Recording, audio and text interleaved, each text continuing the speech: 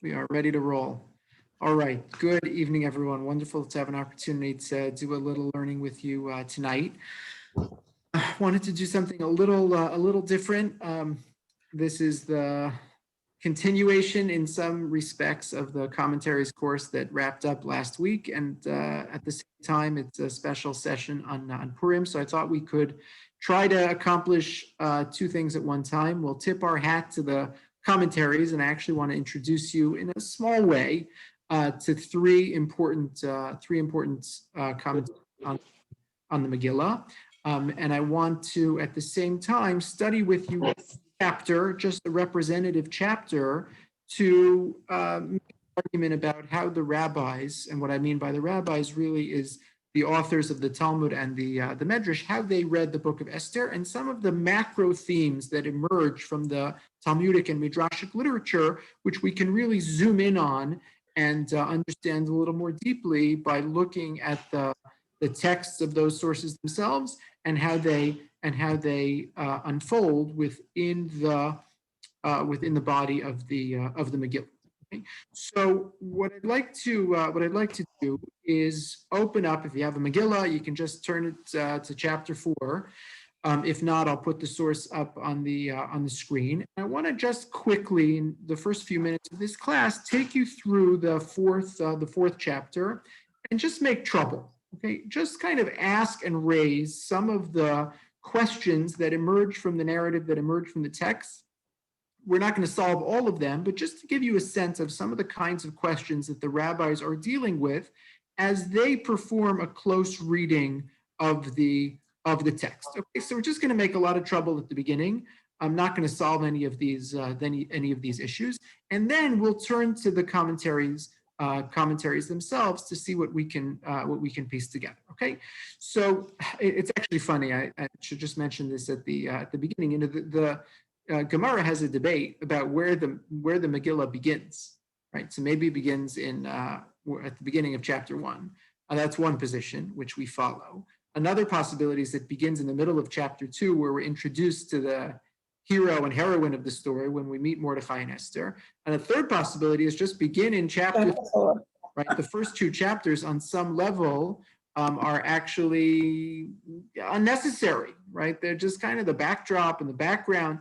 So the fact that we're just jumping into chapter 4, that's not even such a stretch, right? According to one position, the Gemara, the whole thing only begins in chapter 3.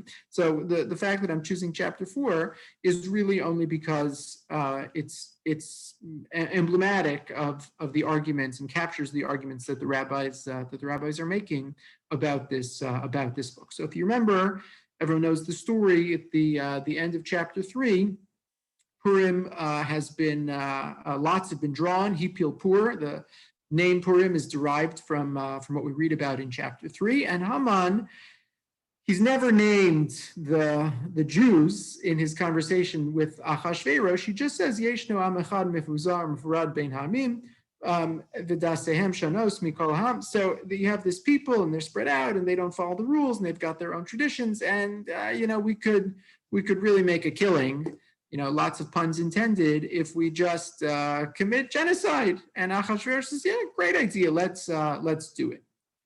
So that's the substance of chapter 3, Va'ir Shushan Navocha, and some ambiguity there at the end of chapter 3. Who knows about this, and has word gotten out yet? But somehow there's great consternation in the city of Shushan, certainly among the Jews, and maybe more widely, because this decree is being promulgated that the Jewish people are going to be dispensed with.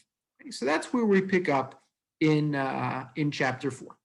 So let's take a look at it together. I'm going to put it up on the screen. And you have it in your source sheet on page 2. Mordechai yadas kol asher nasa vayikra Mordechai es begadav vayilbash sak va'efer v'yitzei b'soch ha'ir v'yizak zaka gedola umara. Very conspicuous scene.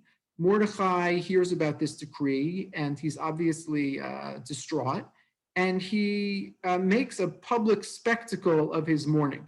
He tears his clothing. That's something that we do in a state of mourning. No one's died yet, but in anticipation of what could come, he tears his clothing and he puts on sackcloth and ashes. Okay, and again, this is an old tradition that in times of distress, this is what we do. And he goes around the city crying and weeping loudly. And again, we sort of have to wonder, what does he hope to accomplish? Is this meant to be a spectacle? Whose attention is he trying to attract? What's happening here?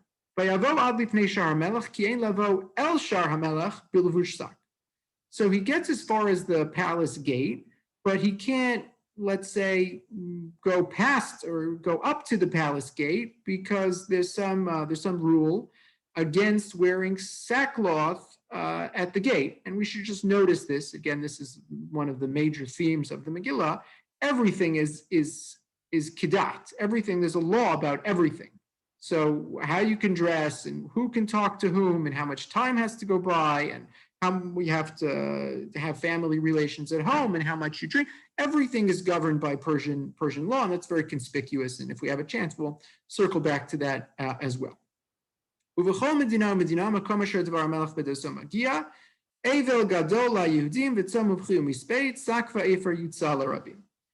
So in every province, wherever this decree becomes known, there's great mourning among the Jewish people. So what we saw happening on the part of Mordechai on a micro level then begins to happen on a macro level among all the Jews all over the kingdom. Okay, and you know the famous joke. So this is one of the psukim that we read to the tune of Eicha. So why is it that we read a number of psukim to the tune of Eicha on Purim?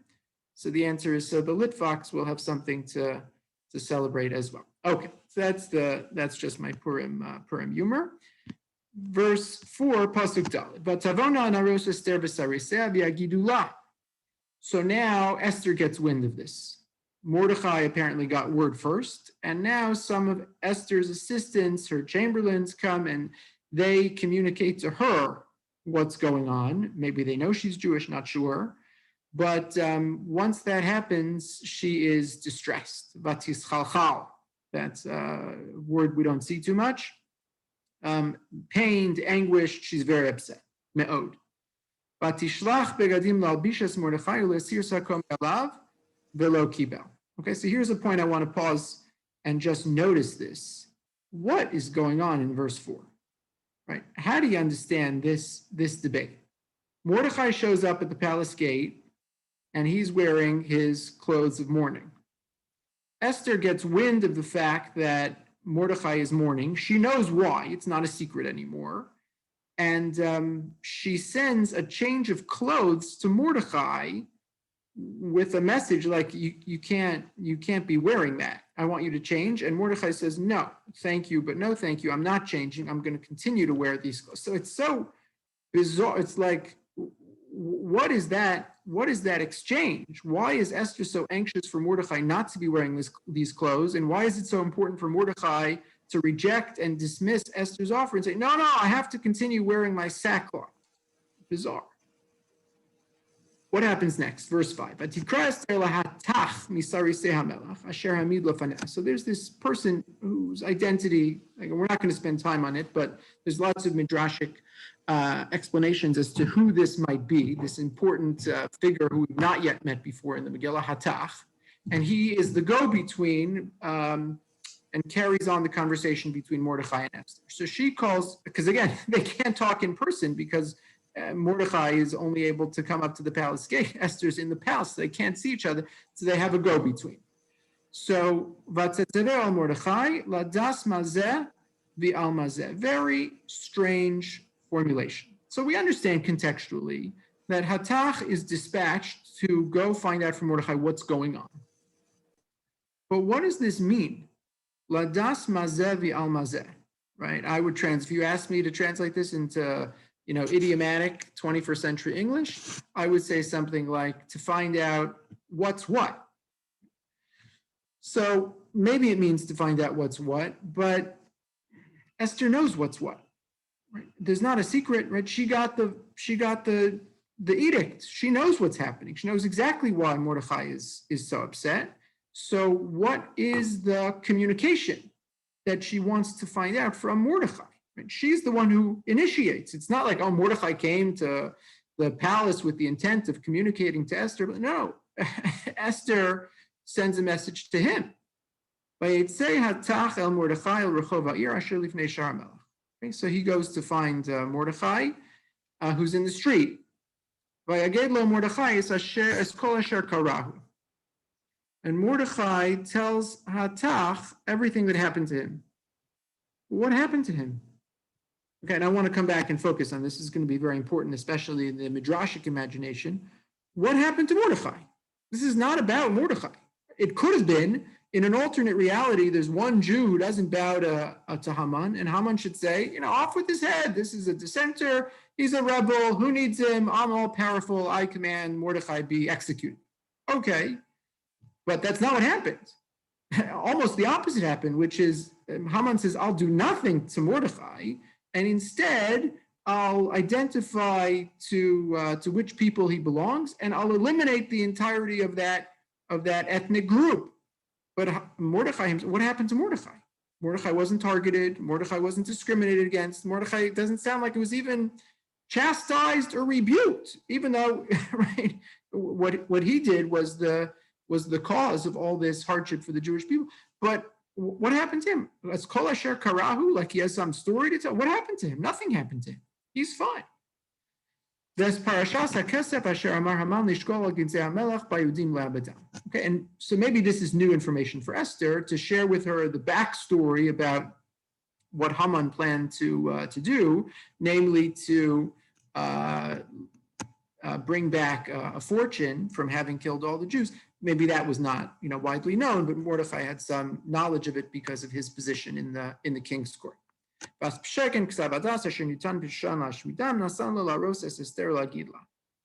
And again, maybe she didn't have a direct copy, she only had it secondhand, so Mordechai furnishes her with an actual text that has the decree about the Jews. Okay, now we get to the heart of the matter, that he wants her to go to the king and plead on behalf of her nation. That's the message. Tanakh brings back the message. And now she sends a message back to him. Can't do it, right? We know this story. This is, on some level, the pivotal conversation upon which the whole Megillah turns. Everybody knows. They have a law about this too. Everything has a law. If you have not been summoned by the king and you show up unannounced, off with your head. Death penalty. Only if you've been summoned by the scepter. I've not been called to come these past 30 days. So what does she mean by that? Right? If she's saying, I can't go because I've not been summoned, how recently she's been called is irrelevant. Okay, so I want to come back to that as well. The messenger brings this message. And now Mordechai goes back and sends a counter message.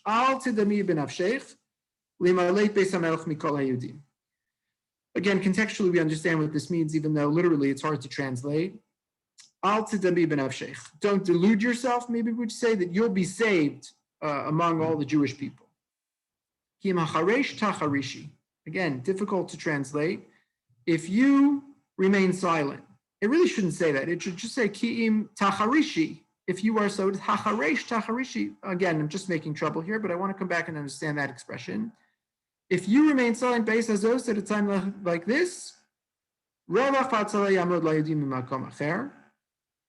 I'm not saying that it's all riding on you. If you don't go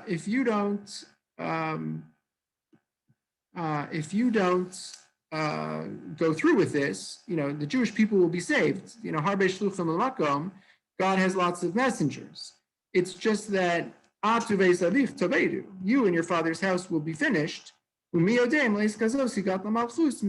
it was just for such a moment that you rose to power. But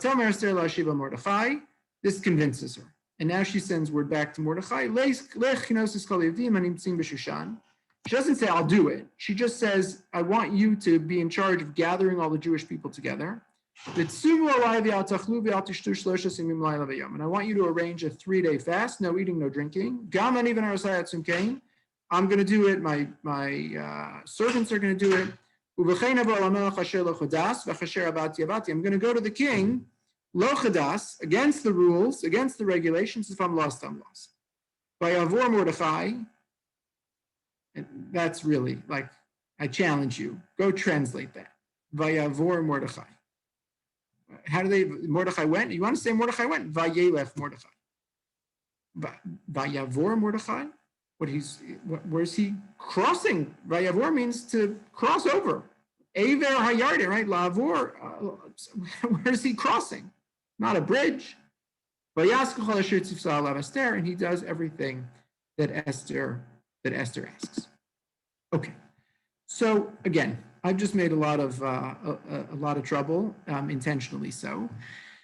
And now what I want to do with you is study a number of midrashic sources together with their interpreters to see if we can piece together what this is all about. But let me pause here to ask if there are any questions or comments on the 4th chapter that we've just quickly read through together. Just unmute yourself, and I apologize, I don't have everybody on one screen. So if you do want to add something, please just feel free to jump in, or you can use the chat. Okay, so in that case, what I want to study with you now are the sources that I prepared for you on the source sheet. And I want to begin with source number 2. Okay, I'll post the source sheet again if anybody missed it at the beginning. It's in the chat, and you should be able to pull it up. I'll try as best as I can to stay off the screen share for the balance of the class, but please feel free to use the source sheet that you should have access to. So I want to study with you a couple of midrashim. The first medrash says the following. Remember that pasuk, ladas mazeh v'al mazeh. This is one of the questions that we asked. I translated to find out what's what, the end of pasuk, Hey. What did Esther mean? What did Esther mean by that?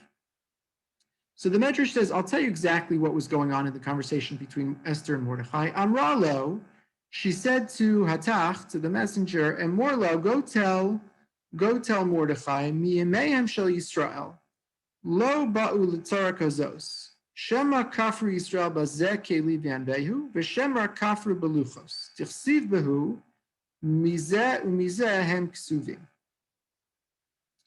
You see what the Medrash is doing? The Medrash, first of all, to appreciate, is bothered by this question that we asked. Ladas mazeh v'al mazeh. It's a strange formulation. So again, the authors of the Medrash are very careful readers of the text. You could agree or disagree with their solution, but they're always going to raise important problems. Problem that they're raising here is this strange formulation, ladas mazeh v'al mazeh. So what's the solution? The solution is a literary trick to connect the word zeh to 2 other times that the word appears in the Torah, and to put a rationale behind what Esther is saying. So first of all, she says this amazing line: "Mi mehem shel Yisrael lo ba'u l'tzara kazos." Never happened before. We had wars, we had enemies, but did anyone ever attempt genocide to wipe out the entirety of the Jewish people? Such a calamity is unprecedented, right? Really unprecedented. So, who tried to get us? Paro. So all he wanted was he's going to kill the male children, but nobody wanted genocide, unheard of. So she says to herself, it has to be for some massively important failing on the part of the Jewish people that such a calamity would befall us. So she says, either Shema Kaf Yisrael Bezeh Keli V'Anvehu. Maybe Zeh. You see the Zeh? Zeh Keli V'Anvehu. That's a line that we say in Az Yashir. Zeh Keli V'Anvehu means, right, this is my God and I will glorify him. That's the basis in the Gemara, by the way, for why we have beautiful mitzvos, and you should have a nice tefillin and a nice lulav. Okay. So Zeh Keli V'Anvehu. Maybe they just forgot God. and again, we could spend the entire shir on this. God is absent from the Megillah. She has a strong case to make, right? The Jewish Persians are pretty Persian, right? Where's God in their lives? So she says, maybe that's the reason behind all of this. Or maybe it's even better, right? They have both words, mizeh and mizeh. It's almost exactly the same language. A description of the 10 commandments, which were inscribed on both sides. They were visible from any direction. So either they missed God, or they missed the commandments. They missed the mitzvahs. But something huge is going on, right? And Esther is wondering if this is what's happening, what's our role in all of this? And she's saying to Mordechai, right, who's chief Jew, head of the Sanhedrin, whatever his role is, give me some explanation for why this is happening. Okay. Now, on this midrashic reading, it may solve one part of the problem, and I think it's fascinating. And again, we'll circle back to one of the main themes that this medrash points up, which is the notion of are the Persian Jews assimilating and acculturating? Have they forgotten God? And have they forgotten the mitzvahs? Have they forgotten the land of Israel? A lot of problems with the Jewish people living in Persia at the time of the Megillah, and the rabbis are keenly aware of this and want the readers of the Megillah to be keenly aware of this. If the authors of this medrash have generated one, interesting observation, they've created another problem, which is Mordechai never answers that question. Right? So, what responsibility is being taken by Mordechai or by the Jewish people for any failing that this is a response to? So, just park that in the back of our minds. We're going to come back in a second. Now, I made another observation, which again is made by the medrash. Mordechai, the Megillah says that Mordechai comes and he tells Esther everything Asher Karahu that happened to him. And I mentioned, right, Asher Karahu, what happened to him? Nothing happened to him. He's fine. There's a decree against the Jewish people. That's not about him. That's about the Jewish people. So what is Asher Karahu? And I want to focus on this, and I want to share with you 3 or 4 fascinating interpretations of the following medrash. The medrash, you ready for this? Anyone want to anticipate Asher Karahu? What's the medrash going to do with this unusual phrase? Can you piece it together? Asher Karahu? So they're all over this word Karahu, because where do you get the word Kara, Kufresh Hey? So what does the medrash say? It's going to jump out at you in a second. Asher Karahu, this is source number 3. Amar le lahatach. Okay, so what did Mordechai say to Hatach? Emorla, go tell Esther. I'll tell you what the story is. I'll tell you why this is happening. Ben bino shel karahu ba aleinu. Hadahu dichsiv asher karcha baderach. So you see how the authors of the medrash are weaving everything together here? It's brilliant. Right? Asher karcha baderach. What's Asher karcha baderach? Asher karcha baderach is the tagline of Amalek. They operate. They chance on us on the way. They happen on us. They don't believe in providence. They don't believe in God. Everything is just happenstance. Asher karcha baderach. So you see Mordechai's expression. He says, Ben bino shel karahu ba'aleinu. I want to tell you about karahu. It's an allusion. It's a hint to the notion, and this might be totally lost on Esther. This is a chiddush to her. This is news to her. How could she possibly know? There's a man called Haman. He's rose to power. He's got this decree. The king is with it.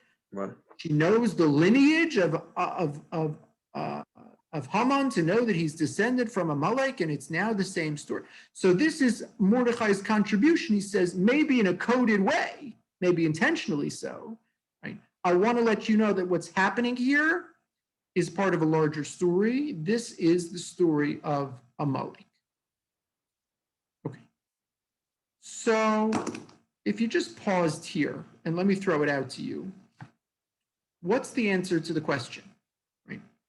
So very nice. Now you could trace it back. There's an old story here. Haman is descendant of Agag. Agag is descendant of Amalek, and we know it. There's an anti-Semitic people out there called Amalek, and now they're back again in this generation.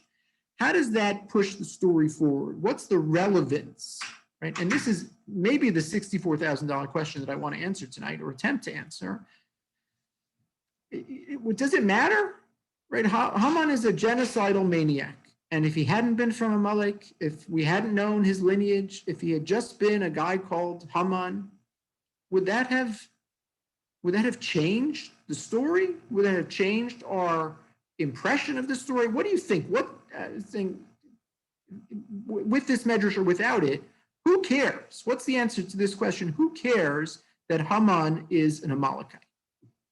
Any thoughts about that? Sounds like it's something that's predestined. Predestined, as if to say we've suspended free will or free choice, or Haman himself had no choice about this. I mean, I'll just push back and say, a lot of generations passed between Agag and Haman. They're framing it. Knowledge tried to wipe out the Jewish people, so they all seem to behave. Framing it in an epic struggle. No. Epic struggles. He's saying to see the story of Purim as part of it's not isolated, it's part of a much larger narrative, worldwide, history-wide, something like that. Right. Eternal struggle. What the Jews were tired and they had no faith. They had lost faith. They had lost faith in. They had lost faith. The time of the Amalek incident, that they were tired and they did not believe. So you're saying it's the same story? Yeah. Okay. I think that's a great observation. Charles? By framing this as part of the war against Amalek, what it does is it gives legitimacy to making this whole story part of the Tanakh narrative. It gives it a real connection to Judaism, to the Masorah. Without it, it's just a story that may or may not have any religious significance or anything. But from a rabbinic standpoint, in order to give validity or in order to give a sort of importance or inclusionary importance to the whole, to the story of Esther, we have to find something. Otherwise, it's just a tale that Jews may have brought back from exile, or that may have grown up internally in Eretz Yisrael years after Jews had come back from exile. It's a Baba Maisa that, something happened in Poland and we're telling about it in New York or in Israel, and it's basically the same thing. We're telling a story about something that happened, but by giving it the religious significance of Amalek, we give it a hook, and we give it a connection to Jewish history, and more importantly than history itself, to the official religious history of Jews. Okay, I think there's a lot there that bears thinking about, and certainly the fact, again, part of a larger conversation, maybe too big for this moment, but this is a diaspora story, and how does the diaspora story fit into Tanakh, right? Which is largely a story of how we get back to the promised land. So, right, this doesn't quite fit that model. And to the extent that this is an Amalek story and the epic battle against Amalek, maybe it fits better. Okay, I think those are great points. So let me share with you 3 or 4 explanations from really interesting commentators over the course of the 18th and 19th century. The first one I want to share with you, I'll just give you a 60-second background, is a comment by the Tanach Tamima. The Tanach Tamima was written by a man called Barach Epstein. Barach Epstein, you should Google him. He's a fascinating person. He was born in 1860. And he is the nephew of the Netziv, who we spend time learning about. He's the son of the Rabbi Michal Epstein, the author of the Aruch HaShulchan and the great Rav of Nevardik, and a fascinating and very prolific character. He was not a rabbi. By profession, he was a banker, a bookkeeper, something like that. He actually came to America in the 1920s for about 3 years, looking for a rabbinic post, never found one. Went back to Europe, and was ultimately murdered by the Nazis in 1941. He lived in the town of Pinsk, and he was in the hospital. And at the age of 81, the Nazis, I think, burned down the hospital where he was, and he was murdered in the Shoah. He wrote a number of very important books, including a 2,000-page biography or autobiography about his life and his family, which is the source of a lot of lore about the Netziv and his family. His most important contribution, the most important work, was a book called the Tanach Tamima. The Tanach Tamima, the purpose of the Tanach Tamima is in line with a number of the commentaries that we saw over the course of the past few months, especially people like the Malbim, Rav Hirsch, whose express intention was to demonstrate the symbiosis of the rabbinic tradition with the Torah, with Tanakh. You think this midrashic tradition is off the wall, has no. I'm going to explain to you where it comes from, why it's relevant, and how it works. That's his whole purpose. So every line of the Tanach Tamima is actually a commentary, not on the text itself, but about a midrashic a comment or a Talmudic comment to the text. Okay? So he's working with this Medrash Asher Karahu, and he tells us what is the function of Amalek, what's the relevance in this story, why does it matter? So he writes the following in source number 4. So just pick up the second line in the interest of time. He says, "Lo nisbar ma tshuva al zeh ben beno shel karahu ba'aleinu, v'lama lo heshivla al she'ilasa." So he comes back. He says, that previous comment where ladas mazeh v'al mazeh, that never got answered, right? Esther's really big theological question: why is this happening? It never got answered. So he says, this piece about Amalek is the answer to her question. It's that's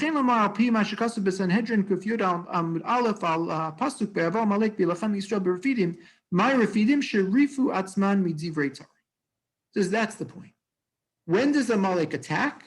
Amalek attacks when the Jews stop performing mitzvos, when they become loosened from the connection to the Torah. That's the answer. You want to know why this is happening, why Amalek is attacking us, why genocide has been decreed against us? Mordechai responds to Esther, I'll tell you, it's because this is what always happens when the Jewish people forget their Torah and mitzvahs. Answer number one to the relevance of the Amalek story, and again, they're not mutually exclusive. In a lot of ways, they're additive. But approach number one, approach of the Tanach Tamima is, if you want to understand what's happening here, read the Purim story as a critique of Persian Jews who have assimilated, acculturated. He goes on to say, you can keep reading. I'll just summarize. He says, when the Jewish people were at Achashverosh's 6-month drinking party, the debauchery, the sinfulness, the licentiousness, women are being abducted and raped. What are the Jewish people doing about it? Is there any mention of God in the Megillah? Where's Jewish observance? Where's Jewish practice? This is a terrible story. And if you want to understand why the calamity is befalling the Jewish people, it's because the Jewish people functionally brought it upon themselves by virtue of their failure to keep the Torah. Okay? Approach number one of the Tanach Tamima's interpretation of this medrash, why Amalek is here. Let me take you now to another fascinating figure. And again, you should just Google him because he's really interesting. There's a man called Jacob David Sinzheim, Sinzheim.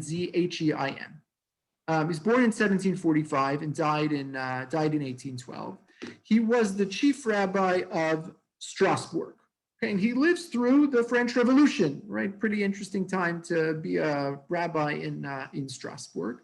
And if you've ever heard of Napoleon's Sanhedrin, Napoleon organized what they called a Sanhedrin. It's about 10 or 15 years after the French Revolution, to ask to take an inventory of what Jews would be like in the new regime, and to understand whether and to what extent they would make good citizens. Okay, and I think it was 12 or 13 questions.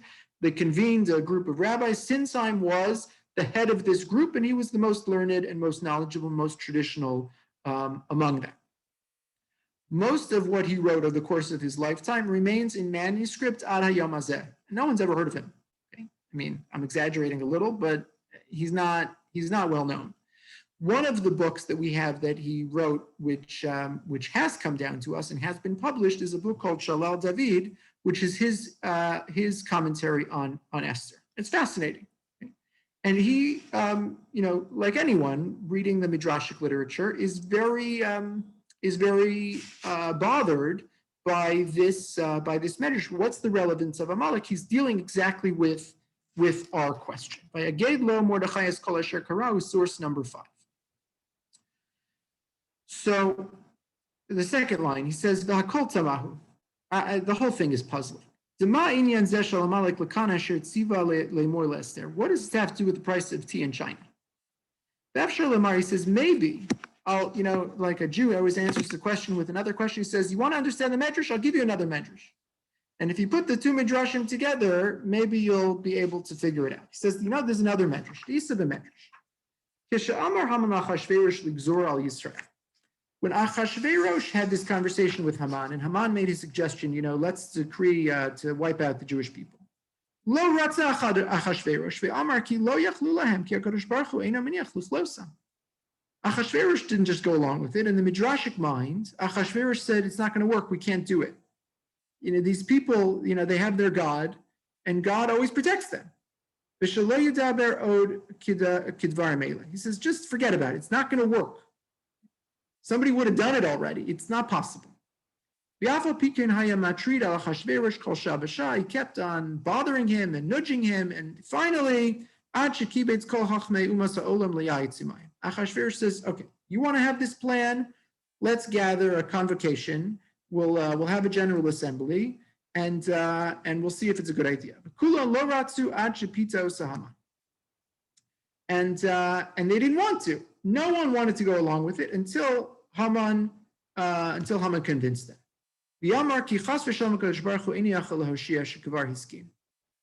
And Haman's winning argument? It's a fascinating theological argument. He says, yeah, that history, about that old biblical history, the God of the Jews, and he saved them from the Egyptians. It's the old God, Kfar Hiskin. God is that God. He's, it's heretical, obviously, but he's past his prime. He's not so powerful anymore. And there's a new generation, and we can overcome the Jewish people. Yeah, God, but he's not as great as he used to. Nimtza. He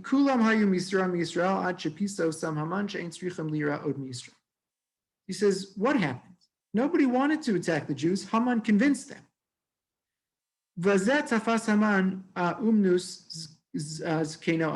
And he says, this was Amalek's great contribution because this was the playbook of his great-grandfather.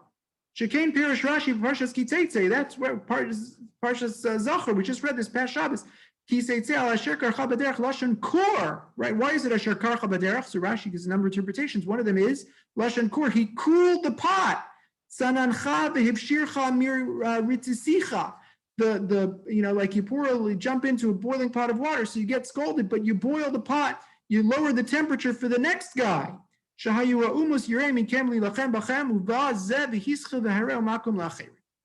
opened the door. Nobody wanted to mess with the Jewish people.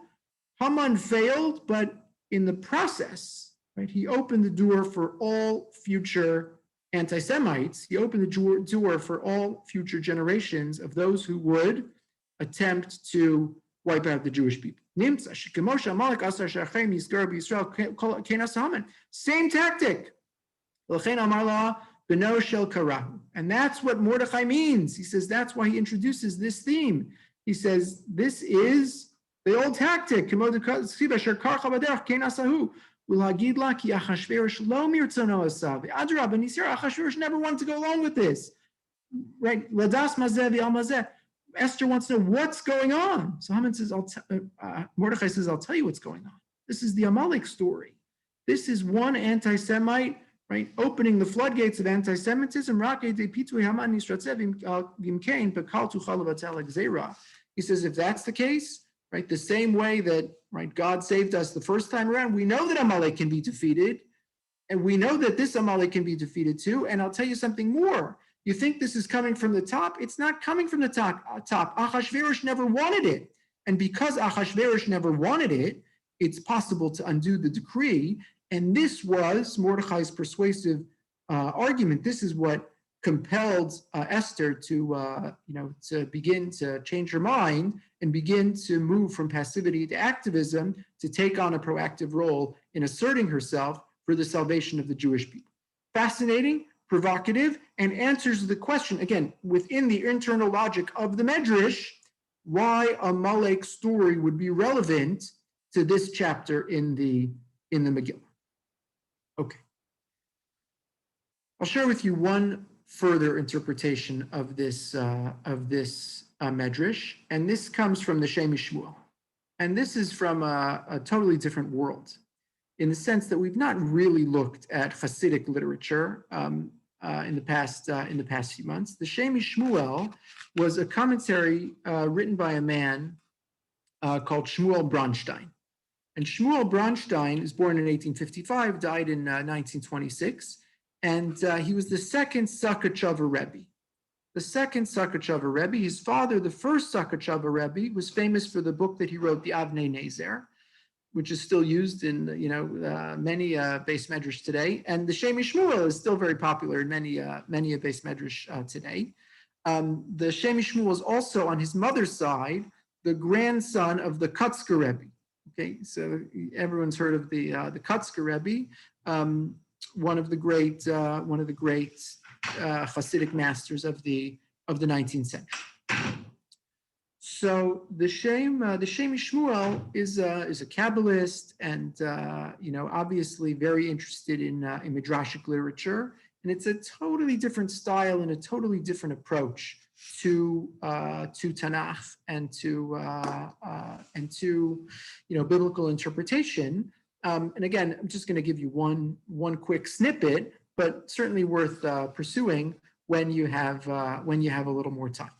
I put the three pictures, by the way. I'll just play a quick game here, if you can match them up. So I have Jacob David Sinsheim, Rav Baruch Halevi Epstein, and Shmuel Bronstein, the author of the Shamish Shmuel. So who's who? Can you play the matching game? So I didn't put their names on. So the one here on the far left is Rabbi Sinsheim, the French Jew, the head of the chief rabbi of Strasbourg. Okay, this one you should be able to get. That's the Shamish Shmuel. That's the second Sakachava Rebbe. And here you have Baruch Halevi Epstein, the banker from Novardok. Okay, so let's go back to the Shamish Shmuel. So the Shamish Shmuel you have in source number 6. He writes the following. He says, "B'shas Megillah Lesser shel zeh bazeh yesh lepara shel pi mamar kvod kedushas avi admor zecher tzadik levracha sheikar hanes shel purim haya ba'asher az lo haya lehem melech v'af al pikin hiskabru al ha'amalekim v'hargu bahem sheseder hamitzvah hu limnos lehem melech tchila v'yachach limchos zaro shel amalek." So he says, I want to begin with an explanation of my father. He says, my father once said, what's the great miracle of Purim? The great miracle of Purim is that not just that we defeated Amalek, but he says that the natural way to defeat Amalek didn't happen in the course of the Megillah. If you read the Rambam, right, the natural way to defeat Amalek is first you appoint a king, then you go to war, and in the war, you defeat your enemies, you defeat Amalek. And he says, in the Purim story, it's quite amazing that without a king, we were able to defeat Amalek. Okay, so he says, start with that premise.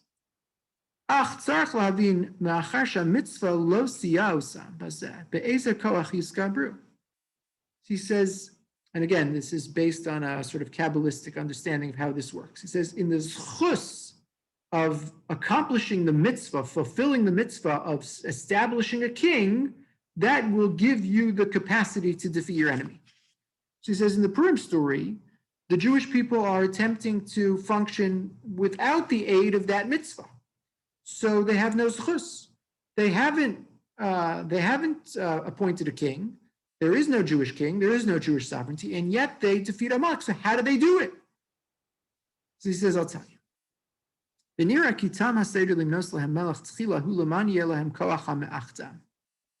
says the real reason why appointing a king is the necessary prerequisite for the defeat of Amalek is because you need some way to bring unity to the Jewish people, to bring the Jewish people together. Ki Amalek, and this is the key point. Ki Amalek nikra kotzetz v'chol kocho hu mitzad hapirud. And again, you could spend hours thinking about this. I think it's actually quite profound. He says, Amalek is always referred to as a kotzetz, like a thorn in our side. The whole power, and he means this in philosophical, metaphysical, theological, all those ways. The whole koach of Amalek is mitzad hapirud. The whole thrust of Amalek and everything that Amalek stands for is division and divisiveness. It's the first thing he says to Haman.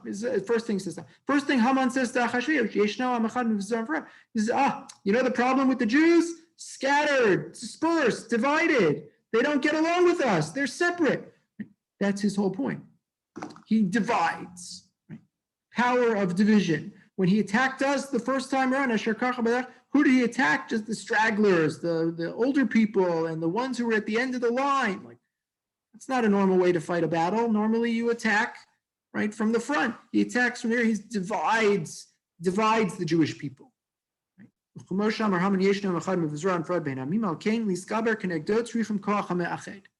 So how do you defeat Amalek? You defeat Amalek with unity. Okay, and again, these are like major Hasidic and Kabbalistic themes, right? Which all carry all kinds of weight and all kinds of other illusions. That's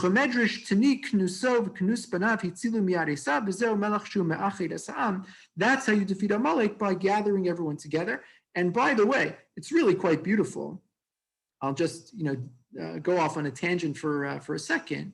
Right, if you accept this premise for what we're celebrating in the course of defeating Amalek in the Purim story, so everything about our celebration of Purim, right, contributes to this notion. Right? We do everything to create unity and togetherness among the Jewish people. So yes, you can hear the Megillah by yourself, but B'rov Am Hadras Melech, everyone should get to shul. And have a Suda. You could have it by yourself, but you should always have lots of people. Mishloach manos ish l're'eh. And you should make sure to give gifts to all your friends, and make sure to matanas l'dion, to include everyone is together. Like mitzvah of shofar. Like you could find a shofar and blow it. That's Rosh Hashanah. You don't need a big together. Like go have Rosh Hashanah. So many of the other holidays and observances over the course of the Jewish year, they might require another person, they might require a few other, but the whole tzibur together, right? That's Purim, right? And on some level, metaphysically, right, that's the antithesis of everything that Amalek stands for. So now you could understand the continuation of the conversation. Lech kinoses kol Yehudim, right? Esther gets it. Said, we're up against Amalek? You're telling me that's the grandson of Amalek? The only way we're going to win? I could go to the king, but you don't beat Amalek one-on-one. You beat Amalek when the Jewish people come together. So Leich Kenosis, get everybody together. That's the only chance we have if we stand together as one people. So I think really a fascinating and beautiful, totally alternative explanation as to the relevance of Amalek, and to understand what the Medrash might be getting at when Mordechai introduces in the middle of nowhere, Asher Karahu, the notion that this is all happening because we're up against Amalek, and what it means to be up against Amalek is to be up against, right, the great power of divisiveness, which can only be defeated by the great counterpower of unity and togetherness. I'll just share with you a fourth explanation, right, which is entirely external to this midrashic tradition. The Vilna Gaon has a commentary to the book of Esther. I have a couple excerpts for you in source number 1. The Vilna Gaon is always very, very terse. He speaks and writes in a very laconic style. Everything is just an allusion. Sometimes, on his the Be'er Hagra, he writes the whole commentary to Shulchan Aruch. He doesn't even say anything. He just gives you references. You go look them up and figure it out. I have 7 questions, but you'll only understand them if you know the 17 sources I just quoted. I'm going to tell you what they are. I don't have time for that. But if you're interested, here are the sources. On the Megillah, also very terse, but he gives you at least a few words. So even if you don't know, the 17 sources that he's referring to, you could still understand something about the commentary. So this is just an alternate means by which to understand this this exchange. And I'll just share with you source number 1. So he says, as kol asher karahu, what happened, right? What happened to him? This is source number 1, Parak Pasuk Zayin. Es kol asher karahu perush sheba al yadi ma shelo kara. There's a really interesting comment. So what Mordechai tells Esther about this decree that she didn't know is that it's his fault. This all happened because I didn't bow to Haman. Okay. And he actually takes responsibility, which is a fascinating approach to what it would mean for Mordechai to be saying this. In a sense, it's the opposite approach. The first 3 interpretations of the Medrash are, we've done something wrong. The Jewish people are assimilated. It's a punishment. We need to, right? And on another level, right? The Gra says, no, it's not about what the Jewish people did wrong. It's Mordechai. He's responsible. And because he feels responsible, now he's trying to solve the problem. Okay, so we have just a couple minutes left. So I want to leave you with one footnote. Okay, with one footnote that's a theme that gets expanded later in the Megillah. But it's really central to this chapter and central to the entire book. So you could see it in sources 11, 12, and so on. What does she mean when she says that v'kasher avadati? If I go to the king, it's probably not going to work, and if I'm lost, I'm lost. So there's a famous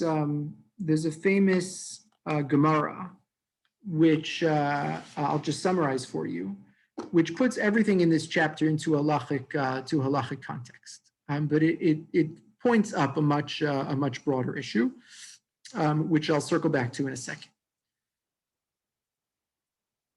Esther is just, let's say, married, to the extent that a Jew could be married to a non-Jew, right? Is married to Achashverosh. That's not allowed. Okay? But Tilakach Esther is taken against her will. So when the rabbis read this story, so Esther is blameless, she's faultless, because it's onus, right? There's 2 types of sexual relationships in the halachic parlance, onus and ratzon. So if a woman is raped, so that's against her will, she's not consenting, right? That's onus. Ratzon means she's consenting. She did it willfully, and they have 2 totally different halachic consequences. Okay, again, in the halachic reading of this, Mordechai and Esther are husband and wife. So what happens to a wife who is raped? So halachically speaking, right, except in the case of a Kohen, that doesn't change her status. So a terrible tragedy has taken place. But after that terrible tragedy, the husband and wife can go back to living with one another. If a woman commits adultery, so there's a very different halacha. A woman who commits adultery is not permitted to go back and live with her husband. Okay, so that relationship has to be severed. So the Gemara, of course, understands that when right, what it means for, it is not like the first grade reading of the Megillah. It's not like, she just knocked on his door and said, can I have a conversation with Achashverosh? So the whole thing has a sexual connotation and a sexual overtone. So it's one thing to be summoned, it's the harem, gets summoned and a woman is going to be violated. So that's terrible, but there's nothing to be done, right? It's against her will. If she initiates, she goes knocking on the door of Achashverosh. So that's baratzon. And now she's offered herself willingly. That's a totally different situation. So the Gemara says the midrashic interpretation, the kasher avadati, meaning she's saying to Mordechai, I will be lost to you, right? I have a dream that this nightmare could one day end and I could return. But she says, if I go ahead with this plan, that nightmare never ends and I will never be able to go back to you.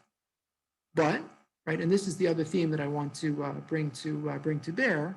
This is, right, what the rabbis call mesiras nefesh, the self-sacrifice, the willingness to say, I'm giving up everything for the cause, for the good of the Jewish people. Right?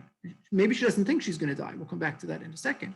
But even if I'm going to live, functionally, my life's going to be over. My marriage, my family, right? It's going to be over. If that's what it takes, that's what I'll do.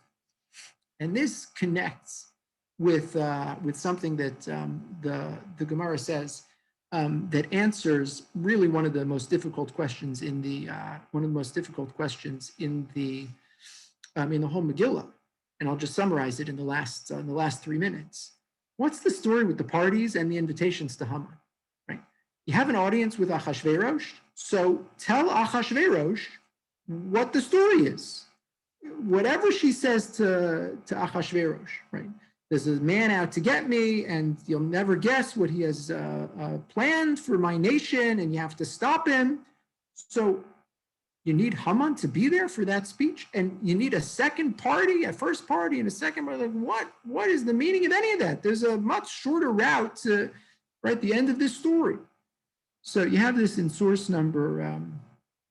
Let me just find it.